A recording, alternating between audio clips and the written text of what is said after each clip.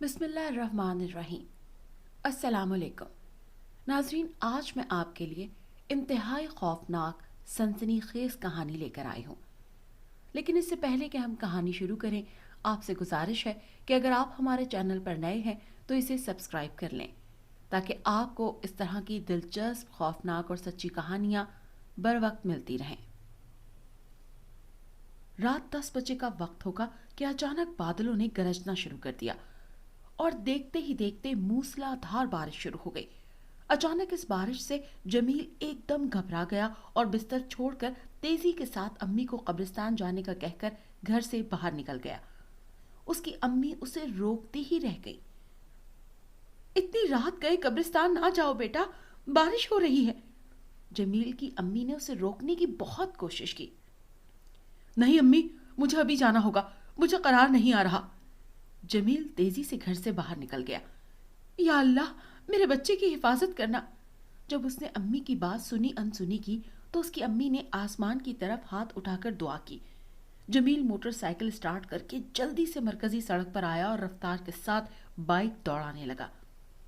तेज चलती हुई बाइक पर बारिश जब उसके चेहरे पर पड़ती तो उसे ऐसा लगता कि जैसे उसके चेहरे पर नाखूनों से खराशे मार रहा हो। मगर जमील को उस वक्त किसी बात की परवाह नहीं थी। वो जल्द से जल्द कब्रिस्तान पहुंचना चाहता था। बारिश की वजह से सड़कों पर घुटनों घुटनों पानी जमा हो चुका था, मगर उसके बावजूद उसकी बाइक बड़ी बर्क रफ्तारी के साथ अपनी मंजिल की जानिब दौड़ रही थी। यूं लग रहा था कि जैसे ये बाइक नहीं है, वो किसी कश्ती पर सवार है और कश्ती पानी पर बगैर किसी रुकावट के तेजी से सफर कर रही हो। यूं महसूस हो रहा था कि जैसे कोई गैर मरई कुव्वत उसे आगे की जानिब धकेलने में मदद दे रही हो। बारिश से जमील के कपड़े मुकम्मल तौर पर भीग चुके थे।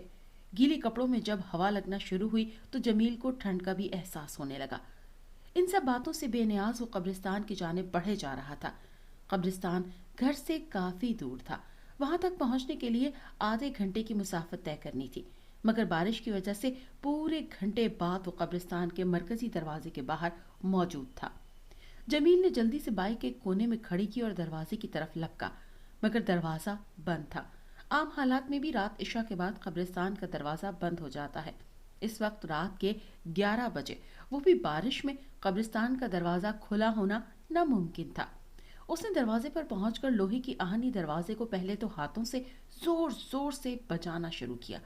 जब उसने महसूस किया कि उसकी हथेली से दस्तक की आवाज अंदर जाना मुमकिन नहीं, तो उसने एक बड़ा सा भारी पत्थर जमीन से उठाकर जोर जोर से दरवाजे पर मारना शुरू कर दिया कि शायद कोई गोरकन उसकी आवाज सुन ले और दरवाजा खोल दे। मगर बारिश के शोर में दरवाजा खटखटाए जाने की आवाज दब कर रह गई।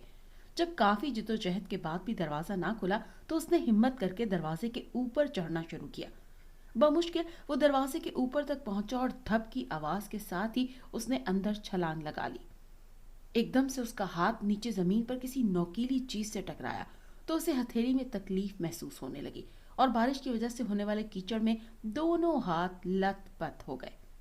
उसने तकलीफ को नजरअंदाज करते हुए अपनी पैंट से हाथ साफ किए और आगे बढ़ गया। बारिश भी अचानक उस वक्त रुक चुकी थी। कब्रिस्तान के अंदर हू का आलम था। चारों तरफ सन्नाटे का राज था। ताहद्दे निगाह तारीकी और अंधेरा छाया हुआ था। अंधेरी की वजह से करीब की कब्रें वाज़ेह नजर नहीं आ रही थी। अंदर कब्रिस्तान के दरवाजे के साथ ही गोरकन की झोंपड़ी थी, जो उस वक्त मुकम्मल अंधेरे में डूबी हुई थी, जिसका मतलब था कि इस बारिश में गोरकन मजे से सो रहा है। जो दरवाजा पीटने की आवाज भी उसके कान में नहीं पहुंची। उसने सोचा और वो अंदर कब्रिस्तान में अपने अब्बू की कब्र की जानिब बढ़ने लगा। मुझे बड़ी हैरानी हुई कि छुट्टी वाले दिन काशिफ को मुझसे क्या काम पड़ गया। वो सुबह सुबह मेरे घर आ पहुंचा। मुझे उसके आने से कोई परेशानी नहीं, वो जब दिल चाहता आ जाता, क्योंकि वो मेरा बचपन का दोस्त है। हमने स्कूल और कॉलेज में एक साथ ही तालीम हासिल की है। अक्सर मैं उसके और वो मेरे घर आता जाता रहता है और घंटों एक दूसरे के घर बैठे गपशप लगाते रहते हैं। खाना हो तो कभी वो मेरे घर और कभी मैं उसके घर खा लेता हूँ। अगर कहा जाए तो गलत ना होगा कि उसके और मेरे घर और मेरे और उसके घर में हमारी हैसियत एक फर्द की सी है। इस वक्त मेरे लिए ये बात तशवीशनाक थी कि इतवार वाले रोज, वो भी इतनी सुबह, वो क्या लेने आ गया। जब अम्मी ने सुबह 6 बजे मुझे आकर उठाया कि तुमसे काशिफ मिलने आया है اور باہر کھڑا ہے تو میں گھبرا بھی گیا. خدا نہ خواستہ اس کے گھر میں سب خیریت تو ہے. اس کو اتنی صبح میری کیا ضرورت پیش آ گئی؟ امی خیریت تو ہے نا؟ اتنی صبح کاشف کیوں آیا ہے؟ میں نے امی سے بستر سے اٹھتے ہی سوال کیا. معلوم نہیں بیٹا، اور نہ میں نے پوچھا. تم جا کر خود مل لو، شاید اسے تم سے کوئی ضروری کام ہو. امی نے جواب دیا. ٹھیک ہے امی، میں دیکھتا ہوں. آپ ایسا کریں ہم دونوں کے لیے چائے بنا دیں. میں نے امی سے کہا. چائے؟ چائے کیوں، ناشتہ بنا دیتی ہوں، تم دونوں ناشتہ کر لینا. امی نے کہا اور باورچی خانے میں چلی گئی. کیا بات ہے کاشف، اتنی صبح تو آیا ہے، سب خیریت تو ہے نا گھر میں؟ میں نے دروازے پر پہنچ کر جمائی لیتے ہوئے اس سے آنے کی وجہ پوچھی. ہاں ہاں، گھر میں سب خیریت ہے. چل اندر چل، آ بیٹھ کر بتاتا ہوں. کاشف نے کہا تو جمیل نے اسے اندر آنے کا راستہ دے دیا اور اس کو ڈرائنگ روم میں بٹھا کر فریش ہونے کے لیے غسل خانے چلا گیا. جمیل کو زیادہ اندر تک قبرستان میں جانا تھا کیونکہ قبرستان کے مرکزی دروازے اور گورکن کی جھوپڑی سے تھوڑے ہی فاصلے پر اس کے ابو کی قبر تھی. بس اوقات تو دروازے سے داخل ہوتے ہی اس کو اپنے ابو کی قبر نظر آ جاتی. بارش کی وجہ سے جمیل اپنا موبائل بھی گھر چھوڑ آیا تھا، ورنہ وہ موبائل کے ٹارچ کی روشنی میں آگے بڑھتا. زمین پر بارش کے پانی کی وجہ سے کیچڑ ہو چکی تھی اور وہ اس کیچڑ پر چلتے ہوئے آگے بڑھنے لگا. اچانک اس کے قدم رک گئے. اس کی آنکھیں خوف اور حیرت سے پھٹنے لگی.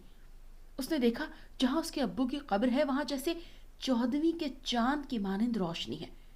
صرف خاص اسی ایک مقام پر بالکل ویسی ہی ایک سفید روشنی، اور اس میں ایک سفید لباس میں ملبوس ایک لمبا چوڑا شخص اس کے ابو کی قبر کے چاروں طرف کسی کام میں مصروف ہے. یہ منظر دیکھ کر جمیل کی ریڑھ کی ہڈی میں خوف کی لہر دوڑ گئی. وہ خوف سے وہیں کھڑا کانپنے لگا کہ اچانک زوردار بجلی کڑکتی ہوئی اس کی طرف آتی محسوس ہوئی.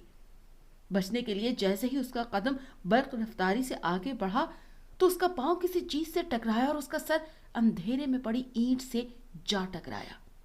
فضا میں چیخ بلند ہو کر ہوا میں تحلیل ہو گئی اور سر سے خون رسنے لگا. اس کا سر چکرانے لگا. اس نے نگاہ اٹھا کر ایک بار پھر اس کی طرف دیکھا جہاں اس کے ابو کی قبر تھی تو اسے وہاں وہ سفید پوش انسان نظر نہیں آیا. البتہ ابو کی قبر کے قریب ابھی بھی وہ سفید روشنی کا حالہ تاحال موجود تھا. اس نے خوف کے مارے پیچھے کی جانب بھاگنے کی کوشش کی تو سر میں اٹھنے والی ٹیس سے اس کا سر چکرا گیا اور وہ وہیں زمین پر گر کے بے ہوش ہو گیا. یار جمیل، آج تیسرا دن ہے. حاجی صاحب خواب میں آ رہے ہیں اور ایک ہی بات مجھ سے بولتے ہیں. کاشف نے جمیل کی امی سے چائے کا کپ ہاتھ میں لیتے ہوئے بتایا.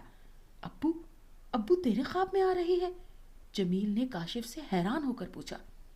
بیٹا کیا بولے وہ خواب میں؟ جمیل کی امی نے جب کاشف سے یہ سنا تو روحان سی ہو گئی. خالہ پریشان ہونے کی بات نہیں، بہت اچھی حالت میں انہیں دیکھا ہے. سفید لباس میں نورانی چہرے کے ساتھ مجھے نظر آئے ہیں. کاشف نے جمیل کی امی کو روتا دیکھ کر دلاسا دیا. جلدی بتا، ابو نے کیا کہا؟ جمیل نے بے چین ہو کر پوچھا.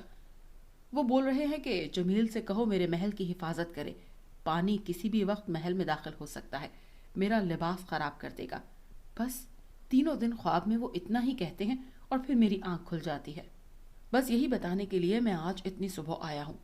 کاشف نے خواب سنایا تو جمیل کی بھی آنکھیں چھلک پڑی اور وہ اپنی امی کے گلے لگ کر رونے لگا. جمیل کے والد حاجی برکت اللہ متقی پرہیزگار شخص تھے. علاقے کی مسجد کے امام بھی تھے. پورے علاقے میں انہیں قدر کی نگاہ سے دیکھا جاتا تھا. ہر کوئی دل سے ان کا احترام کرتا تھا. شرعی مسائل سے لے کر کم سن بچوں کو دینی تعلیم کے لیے محلے والے اپنے بچوں کو انہی کے پاس بھیجتے تھے. وہ خود بھی دیندار باعمل عالم تھے.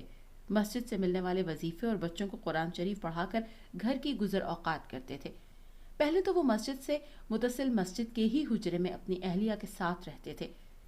جمیل کی بڑی بہن رخسانہ اور پھر جمیل کی پیدائش کے بعد وہ حجرہ ان کے لیے ناکافی ہوا تو محلے ہی میں 2 کمروں کا گھر کرائے پر حاصل کرنے کے بعد وہاں منتقل ہو گئے. خودداری کا یہ عالم تھا کہ کافی صاحب حیثیت لوگوں نے بھی ان لوگوں کو کہا کہ ہم گھر خرید کر دینا چاہ رہے ہیں تو انہوں نے یہ کہہ کر صاف انکار کر دیا کہ وہ کسی اور کے دیے گئے گھر میں خود کو مطمئن نہیں تصور کریں گے. وہ اپنے بچوں کو صرف دینی تعلیم ہی دینا چاہتے تھے، مگر اپنی اہلیہ کے بے حد اصرار پر رخسانہ اور جمیل کو اسکول بھیجنے پر رضامند ہوئے. بچوں کی تعلیم شروع ہوئی تو گھر کے اخراجات بھی بڑھے تو ان کی اہلیہ نے بھی گھر میں محلے کی بچیوں کو قرآن پڑھانے کے ساتھ ساتھ دینی تعلیم دینا شروع کر دی. इस तरह बमुश्किल हाजी बरकतुल्ला अपना घर चला पा रहे थे। वक्त का परिंदा माहसाल के पर लगाकर उड़ता चला गया। रुखसाना ने इंटर पास करके तालीम छोड़ी, जबकि जमील ग्रेजुएशन करके एक प्राइवेट कंपनी में असिस्टेंट अकाउंटेंट की जॉब करने लगा।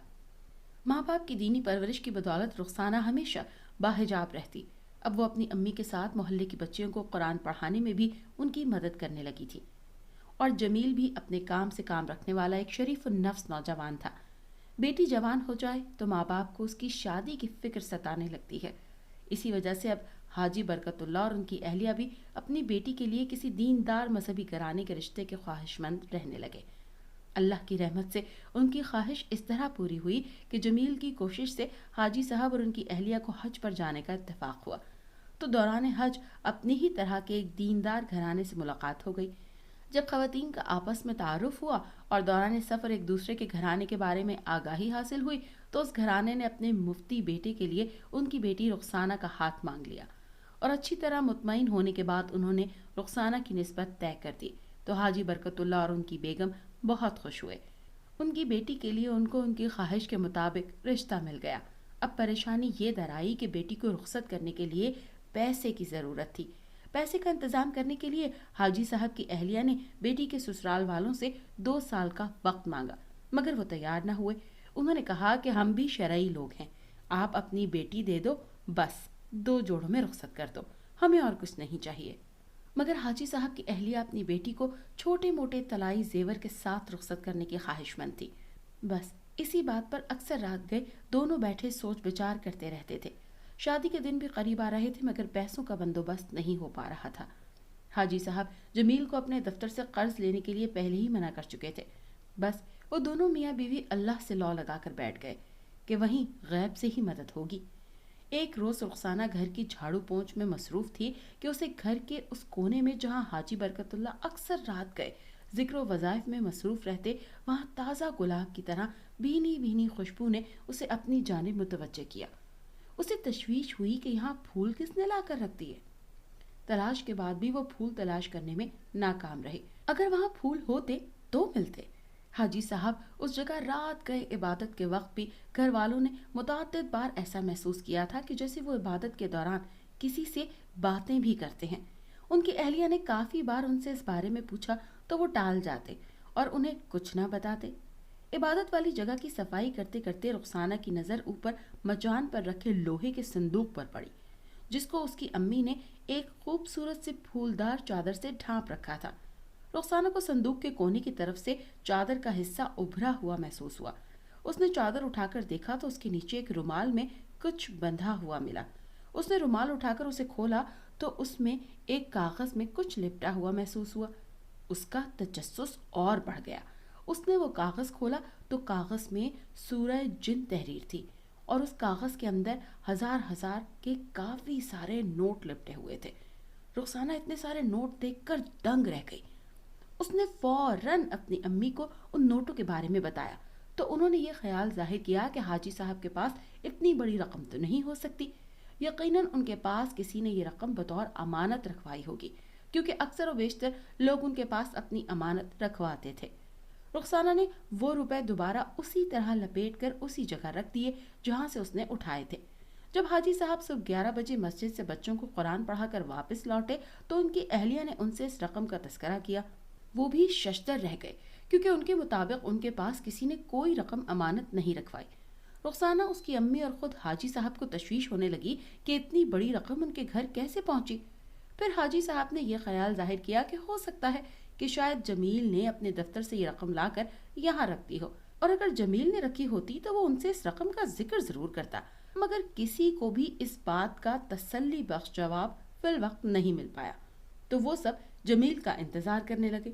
और जब जमील शाम को घर लौटा और जब उससे इस रकम के बारे में पूछा गया तो उसने भी लाइल्मी का इजहार किया। अब घर के चारों अफराद परेशानी और फिक्र में मुब्तला हो गए कि ना कोई रकम घर में लेकर आया और ना ही उन्होंने ये रकम किसी से मांगी। तो घर के इस कोने में जहाँ ज्यादातर हाजी साहब ही बैठा करते थे, वहाँ इतनी बड़ी रकम अचानक कैसे पहुंची? जब रुखसाना ने हाजी साहब को इस कोने से उठने वाले फूलों की महक के बारे में बताया तो सब और ज्यादा फिक्रमंद हो गए। ان کی اہلیہ نے فکرمند ہو کر حاجی صاحب کو دم درود کرنے کا کہا، مگر اب یہ رقم حاجی صاحب کو پریشان کر رہی تھی کہ اس کا مالک کون ہے۔ انہیں یہ رقم کسی طور قبول نہیں تھی، کیونکہ یہ پیسے ان کی ملکیت نہیں تھے۔ وہ یہ رقم اصل مالک تک پہنچانا چاہتے تھے۔ معمہ سمجھ میں نہیں آ رہا تھا کہ گھر میں آخر یہ رقم پہنچی کیسے۔ حاجی صاحب نے محلے کے کچھ معززین کو اس بات کا بتایا تو وہ سب بھی حیران ہوئے۔ پھر کچھ لوگوں نے انہیں تسلی دی کہ حاجی صاحب، آپ بچی کی شادی کے لیے پیسوں کے لیے پریشان تھے تو اللہ نے غیب سے مدد کر دی ہے، اسے بیٹی کی شادی میں استعمال کریں۔ یہ سن کر حاجی صاحب خفا ہو گئے، کہنے لگے یہ میری محنت کی کمائی نہیں ہے، میں اسے استعمال نہیں کر سکتا۔ پھر انہوں نے مشورہ کر کے یہ رقم قریبی تھانے میں لے جا کر جمع کرانے کا ارادہ کیا اور وہاں سے سیدھے تھانے پہنچے اور تھانے کے انسپکٹر کو ساری صورتحال بتا کر وہ رقم انسپکٹر کے حوالے کر دی۔ انسپکٹر بھی حاجی برکت اللہ کو اچھی طرح جانتا تھا اور وہ ان کی دینداری اور ایمانداری سے واقف تھا۔ اس نے بڑی مشکل سے سمجھا بجھا کر وہ رقم حاجی صاحب کے حوالے کر دی تاکہ وہ اپنی بیٹی کی شادی کے اخراجات اسے اللہ کی طرف سے غیبی مدد سمجھ کر کر لیں۔ کچھ دن بعد ہی رخسانہ اپنے گھر کی ہو گئی تو حاجی صاحب اور ان کی اہلیہ نے اللہ تعالیٰ کا شکر ادا کیا۔ بیٹی کی شادی کے 1 سال میں ہی رمضان المبارک کی 27ویں شب حاجی برکت اللہ حرکت قلب بند ہونے کے باعث اپنے خالق حقیقی سے جا ملے۔ جب ان کا جنازہ اٹھا تو جنازے میں ہزاروں کی تعداد میں لوگ تھے اور ان کی اچانک وفات پر ہر آنکھ اشک بار نظر آ رہی تھی۔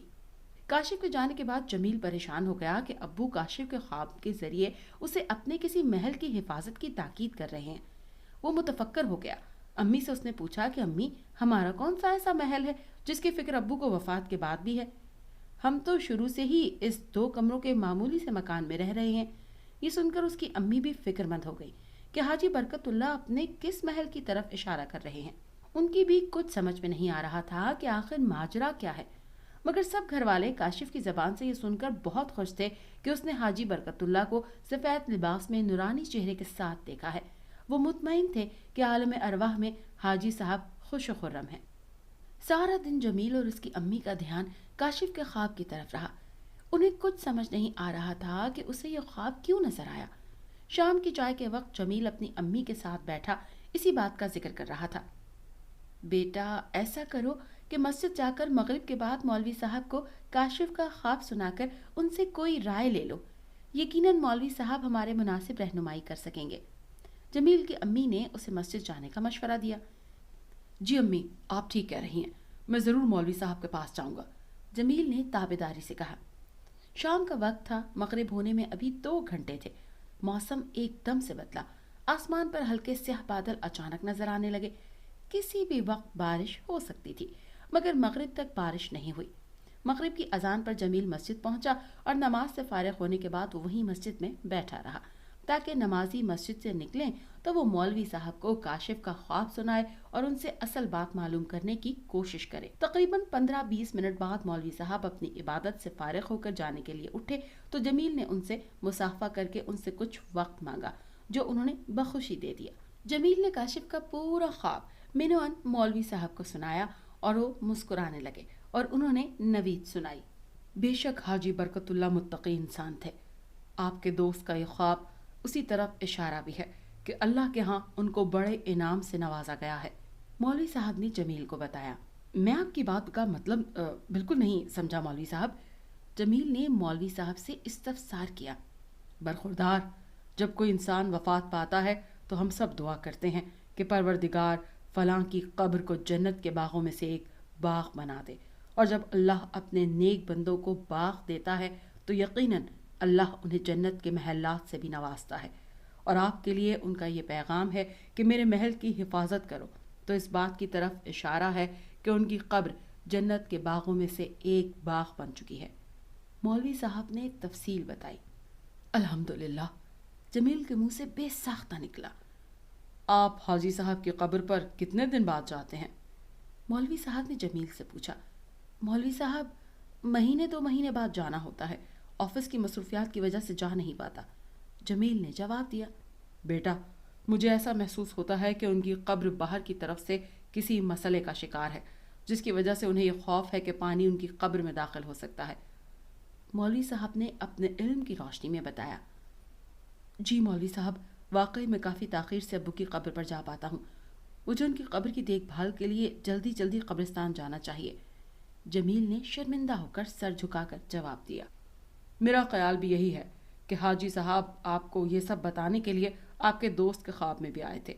اب آپ کو قبرستان جا کر دیکھنا چاہیے، مولوی صاحب نے جمیل کو مشورہ دیا۔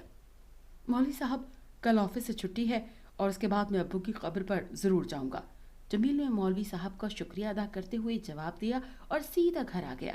گھر آ کر اس نے امی کو مولوی صاحب کی باتیں بتائیں تو امی نے بھی اسے مشورہ دیا کہ کل ضرور ابو کی قبر پر جائے۔ رات کا کھانا کھا کر وہ اپنے کمرے میں لیٹا ابو کے بارے میں کافی دیر تک سوچتا رہا اور انہیں یاد کر کے اس کا دل غمگین ہو گیا۔ اسی طرح لیٹے لیٹے وقت کا پتہ ہی نہیں چلا۔ اس نے دیوار پر لٹکی گھڑی پر نظر ڈالی تو رات کے 10 بجنے والے تھے۔ کچھ دیر میں اچانک باہر سے بادل گرجنے کی آوازیں سنائی دیں تو وہ ایک دم گھبرا گیا کہ ایک دم سے اس کے ذہن میں مولوی صاحب کی بات گردش کرنے لگی کہ ان کی قبر کو باہر کی طرف سے کوئی مسئلہ ہے، اور پھر کاشف کا خواب بھی ذہن میں ایک دم تازہ ہو گیا کہ جس میں انہوں نے کہا تھا کہ ان کے محل کی حفاظت کرو ورنہ ان کا لباس خراب ہو جائے گا۔ یہ خیال آتے ہی اس نے اسی وقت قبرستان جانے کا ارادہ کیا اور رات کے 10 بجے قبرستان کے لیے نکل گیا۔ جب جمیل کو ہوش آیا تو اس نے اپنے آپ کو جھونپڑی میں لیٹا دیکھا۔ اس وقت بھی اس کا سر کسی پھوڑے کی طرح دکھ رہا تھا۔ اس نے ہاتھ لگا کر سر کا زخم محسوس کرنے کی کوشش کی تو کسی نے اس کے سر کے زخم کو کپڑے کی مدد سے باندھ دیا تھا۔ اس نے نیم و آنکھوں سے جھونپڑی کا جائزہ لیا تو اس کے سامنے رات قبرستان والا واقعہ ایک دم سے گھوم گیا اور اسے یہ سمجھنے میں دیر نہیں لگی کہ وہ اس وقت یقیناً گورکن کی جھونپڑی میں ہے۔ اس نے فوراً گھڑی پر نگاہ ڈالی تو 6 بج رہے تھے۔ وہ ایک دم گھبرا کر اٹھ بیٹھا کیونکہ وہ ساری رات سے گھر سے باہر تھا۔ اسے فکر ہو گئی کہ رات بھر اس کی غیر موجودگی میں اس کی ماں نہ جانے کس حال میں ہوگی۔ اس نے ہمت کر کے اٹھنے کی کوشش کی۔ جیسے ہی اٹھ کر بیٹھا تو ایک ضعیف العمر شخص جو کہ حلیے سے گورکن محسوس ہوتا تھا جھونپڑی میں داخل ہوا۔ اب کیسی طبیعت ہے بیٹا؟ بوڑھے گورکن نے جمیل سے پوچھا۔ میں یہاں کیسے پہنچا؟ جمیل نے الٹا گورکن سے سوال کر ڈالا۔ رات 11:30 بجے کے وقت مجھے تمہاری چیخ کی آواز سنائی دی تھی۔ میں تو گھبرا کر باہر آیا، تم سامنے قبروں کے پاس بے ہوش پڑے تھے۔ اپنے ساتھیوں کے ہمراہ میں تم کو اپنی جھونپڑی میں لے آیا اور تمہارے زخم پر مرہم لگایا، بوڑھے نے جواب دیا۔ وہ اصل میں مجھے اپنے ابو کی قبر پر جانا ہے، جمیل نے اٹھتے ہی کہا۔ چلو میں تم کو تمہارے ابو کی قبر پر لے چلتا ہوں، بوڑھے گورکن نے اس کو اٹھنے کے لیے سہارا دیا۔ جب جمیل نے گورکن کی جھونپڑی سے باہر نکل کر آسمان کی طرف دیکھا تو آسمان بالکل صاف تھا۔ کہیں سے ایسا محسوس نہیں ہو رہا تھا کہ رات بارش ہوئی تھی، البتہ ٹھنڈی ہوا اب بھی چل رہی تھی اور زمین پر رات ہونے والے بارش کی وجہ سے جگہ جگہ کیچڑ نظر آ رہا تھا۔ وہ بوڑھے گورکن کے ساتھ دھیرے دھیرے قدم بڑھاتا ہوا ابو کی قبر کی جانب بڑھ گیا۔ سامنے ہی ابو کی قبر تھی۔ قبر پر پہنچ کر جمیل دنگ رہ گیا کیونکہ اس کے ابو کی قبر پر اگر بتیاں جل رہی تھیں اور قبر پر تازہ تازہ گلاب کے پھول بکھرے ہوئے تھے۔ پھولوں سے ایسا لگ رہا تھا کہ جیسے ابھی ابھی کسی نے یہاں قبر پر لا کر ڈالے ہوں، اور اس نے ایسا بھی محسوس کیا جیسے اس کے ابو کی قبر کے چاروں طرف کسی مستری نے اچھی طرح تازہ تازہ کوئی کام کیا ہے، کیونکہ قبر کے چاروں طرف تازہ مٹی اچھی طرح ڈالی گئی تھی اور قبر بھی بالکل صاف اور شفاف نظر آ رہی تھی۔ بابا، کیا یہاں کوئی آیا تھا ابھی؟ یہ قبر کے اطراف مٹی آپ نے ڈالی ہے؟ جمیل نے گورکن سے پوچھا۔ نہیں، مجھے اس بارے میں کچھ علم نہیں ہے بیٹا، اور نہ ہی میرے سامنے یہاں کوئی آیا ہے، گورکن نے لا علمی ظاہر کی۔ پھر یہ تازہ پھول؟ جمیل زیر لب بڑبڑایا۔ بیٹا، یہ مرحوم کون ہیں آپ کے، اور کیا کرتے تھے یہ؟ گورکن نے قبر کی طرف اشارہ کرتے ہوئے جمیل سے پوچھا۔ یہ میرے ابو ہیں، مسجد کے امام تھے، ساری زندگی مسجد میں نماز پڑھائی ہے، جمیل نے جواب دیا۔ بیٹا، مجھے اس قبرستان میں 60 سال سے زیادہ ہو گئے ہیں، طرح طرح کے واقعات میں نے اپنی آنکھوں سے اس قبرستان میں دیکھے اور محسوس کیے ہیں۔ बूढ़े गोरकन ने जमील के कंधे पर हाथ रखकर कहा, बस मैं मुख्तसर इतना बता देता हूँ कि मैंने अक्सर रात को तुम्हारे वालिद की कब्र पर गैर मामूली हरकत होती महसूस की हैं। यूं महसूस किया है जैसे कोई आपके वालिद की कब्र की रखवाली करता है, उसकी हिफाजत पर मामूर है, क्योंकि अक्सर मैंने सुबह के वक्त इस कब्र को साफ शफाफ और इस पर पड़े ताज़ा फूल और अगरबत्तियाँ जलती देखी हैं। बूढ़े गोरकन ने जब ये बताया तो जमील बहुत हैरान हुआ और उसकी आंखों से आंसू छलकने लगे। हाँ, अलबत्ता सिरहाने की तरफ कुछ दिन से एक बहुत ही छोटा सा सुराख मैंने ज़रूर देखा है, जो इस वक्त अब इस ताज़ा मिट्टी से बंद हो गया है। मैंने सोचा भी था कि किसी दिन फुर्सत के वक्त मैं इसको मिट्टी से बंद कर दूंगा। बूढ़े गोरकन ने जवाब दिया। बूढ़े गोरकन का जवाब सुनकर एक बार फिर जमील के जहन में काशिफ का ख्वाब गर्दिश करने लगा। जहन उस वक्त बहुत तसब्बुब का शिकार था कि अब्बू की कब्र पर रात को नजर आने वाला बंदा कौन था। अब्बू की कब्र के चारों तरफ मिट्टी डालना, कब्र पर जलती अगरबत्तियां और गुलाब के ताज़ा फूल किसने इतनी सुबह आकर डाले। ये सोचकर उसे झुरझुरी आ गई और उसने ये सोचे बगैर भी कि उसके रात को घर ना पहुंचने की वजह से अम्मी कितनी परेशान होंगी, उसने एक बार फिर पहले इलाके की मस्जिद के मौलवी साहब की तरफ जाने का फैसला किया और कब्रिस्तान से सीधा मस्जिद की तरफ रवाना हो गया। कुछ देर बाद मौलवी साहब के पास मौजूद था और उसने रात वाला वाक़या और सुबह कब्र पर पड़े फूलों के बारे में उन्हें तफसील से बताया तो वो मुस्कुरा दिए और कहने लगे, परेशान होने की बात नहीं, आप मुझे एक बात बताएं कि हाजी साहब का इबादत का क्या मामूल था, किस तरह की इबादत ज़्यादा करते थे। मौलवी साहब ने जमील से दरियाफ्त किया। नमाज तो वो 5 वक्त हमारी पैदाइश से पहले ही मस्जिद में पढ़ाते थे, बच्चों को दीनी तालीम और कुरान पाक पढ़ाया करते थे। हाँ, अलबत्ता वो सूरह जिन की तिलावत कसरत से किया करते थे। जमील को अब्बू की सूरह जिन की तिलावत करने की आदत का अचानक याद आया। बस, तो मैं ये यकीन से कह सकता हूँ कि उनकी कब्र की रखवाली कोई और नहीं, वही मुअक्कलात ही करते हैं। हाजी साहब की कब्र में सुराख हो जाने पर आपके दोस्त के ख्वाब में आकर आपको उसे ठीक करने का पैगाम पहुंचाया और आप बारिश के बावजूद रात ही कब्रिस्तान भागे, मगर उससे पहले ही मुअक्कलात वहाँ मौजूद थे जिन्होंने ये काम बाखूबी सरअंजाम दिया।